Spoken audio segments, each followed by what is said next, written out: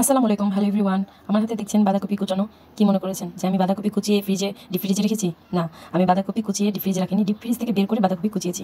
তো আসুন আমি এই বাঁধাকপি কীভাবে ডিপ ফ্রিজে ফ্রিজ করে রাখি সেই ভিডিওটা আমি আপনাদের সবাইকে দেখাবো এবং শেয়ার করবো আমি কীভাবে কোন প্রসেসিংয়ে আমি রেখেছি। আর আমার ভিডিও ভালো লাগলে অবশ্যই আপনারাও বাসায় ট্রাই করবেন এবং আমার ভিডিওটা শেয়ার করে দিবেন, আর আমার চ্যানেলটাকে সাবস্ক্রাইব করে দিবেন, আর আমার ফেসবুক পেজটাকে ফলো দিয়ে রাখবেন। তো দেখতেই পাচ্ছেন যে আমার হাতে 1/4 ভাগ বাঁধাকপি। তো এখানে আমি এই বাঁধাকপিটাকে কীভাবে আমি রেখেছি সেটাই আমি আপনাদেরকে বলবো।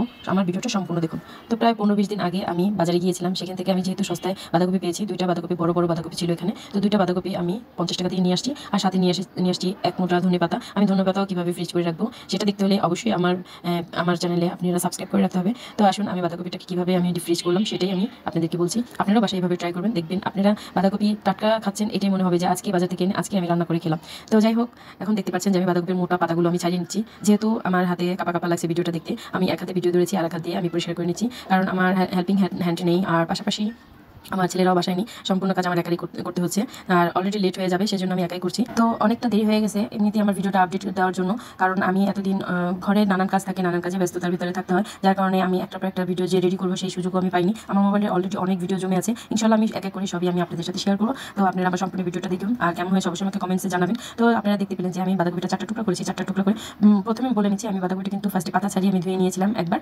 কারণ ধুলাবালিটা যাতে চলে যায়। তারপরে আবার আমি 4 ভাগ করার পরে আমি এটাকে আবারও ধুয়ে নিচ্ছি, কারণ ভিতরে যদি কোনো ধুলাবালু ঢুকে থাকে সেগুলো বের হয়ে যাবে। এখন আপনারা দেখতে পাচ্ছেন যে আমি চুলার ভিতরে পানি বসিয়ে দিয়েছি। আপনারাও গ্যাসের চুলা বলেন বা ইলেকট্রিক চুলা যেটাতেই বলেন না কেন, আপনারা ওভাবে বসিয়ে নেবেন।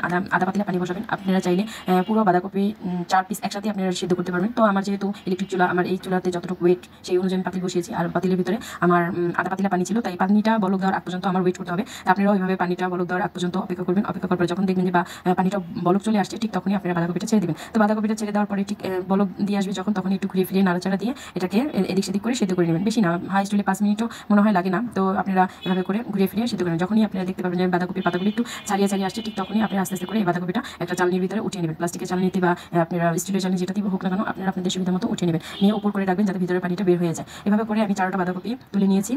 আপনারা দেখতে পাচ্ছেন এখানে 4টা বাঁধাকপির পিস সিদ্ধ হয়ে গিয়েছে। আজকে আমি একটা করেছি, আবার পরবর্তীতে আমি ওই বাঁধাকপিটা আমি রেডি করে আমি ডিপ ফ্রিজ করে রাখবো। তো আমি আপনাদের দেখানোর জন্য আমি একটাতেই করলাম। দেখেন পাতিলের ভিতরে অলরেডি অনেক পানি জমেছে। তো এরকম করে আপনারা একটু ঝরা দিয়ে রাখবেন বাতাসে, আর ভিতরে যে পর্যন্ত গরম ভাবটা না যায় সে পর্যন্ত আপনাদের অপেক্ষা করতে হবে। তো অপেক্ষা করার পর আপনারা দেখতে পাচ্ছেন আমার হাতে একটা চালের প্যাকেট, এটা পোলার চালের প্যাকেট। তো এরকমের পোলার চালের প্যাকেট হোক, আটার প্যাকেট হোক, বা যে কোনো পলি প্যাকেট হোক, সেগুলোর ভিতরে আপনারা এভাবে একটা একটা করে রাখতে পারবেন। চাইলে আপনারা একসাথে 2-3টাও রাখতে পারবেন। আপনারা যখন যে কটা খেতে ইচ্ছা করে আপনারা চাইলে এখান থেকে নিয়ে যতটুকু লাগবে ততটুকু কুটে যেভাবে খান, নুডলস দিয়ে খান, গোস্ত দিয়ে খান, যে যা দিয়ে রান্না করে খান বা ভাজি করে খান না কেন, আপনারা চাইলে এখান থেকে আপনারা করতে পারবেন। আর যখন আপনারা বের করবেন তখন অবশ্যই আধা ঘন্টার মতো একটু বাইরে রাখবেন, কারণ এত বরফটা কাটা যায় না। যখন দেখবেন যে একটু হালকা নর্মাল হয়ে আসছে, তখন আপনারা আস্তে আস্তে বটি দিয়ে কেটে নেবেন। কেটে নেওয়ার পরে দেখবেন একদম খুব সুন্দর কুচনো হয়েছে। তারপর যদি আপনাদের মনে হয় যে কোনো বরফ রয়ে গেছে গায়ের ভিতরে, চাইলে আপনারা আবার একটু পানি নিচে খুলিয়ে নিতে পারেন, মানে পানি দিয়ে একটু ধুয়ে নিতে পারেন। ধুয়ে নেওয়ার পর আবার পানি ঝরিয়ে তারপর আপনারা চুলায় বসিয়ে দিতে পারেন। তো আমি এইভাবে রান্না করেছি, দেখাচ্ছি যে আমি কিভাবে রান্না করেছি। আমি একটা প্যানের ভিতরে তেল দিয়ে দিয়েছি, সাথে দিয়েছি শুকনো মরিচ, কারণ আমার ভাজি খেলে, শাক পাতা যে কোনো ভাজি খেলে আমার শুকনো মরিচ ছাড়া আমার ভালো লাগে না। তাই আমি এখানে 3টা শুকনো মরিচ নিয়ে নিয়েছি। এগুলো হালকা লালচে হয়ে গেলে আমি উঠিয়ে নিব।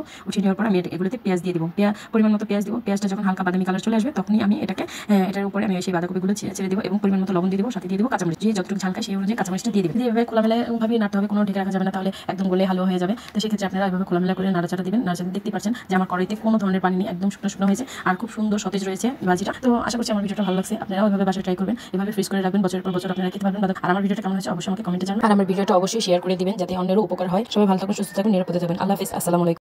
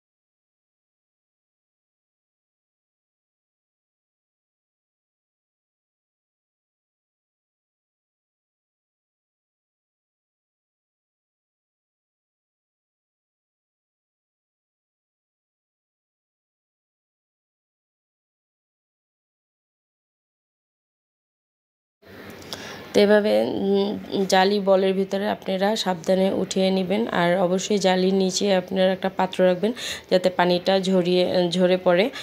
এভাবে করে আমি 4টা বাঁধাকপি 4টা পিস আমি সেদ্ধ করে নিব।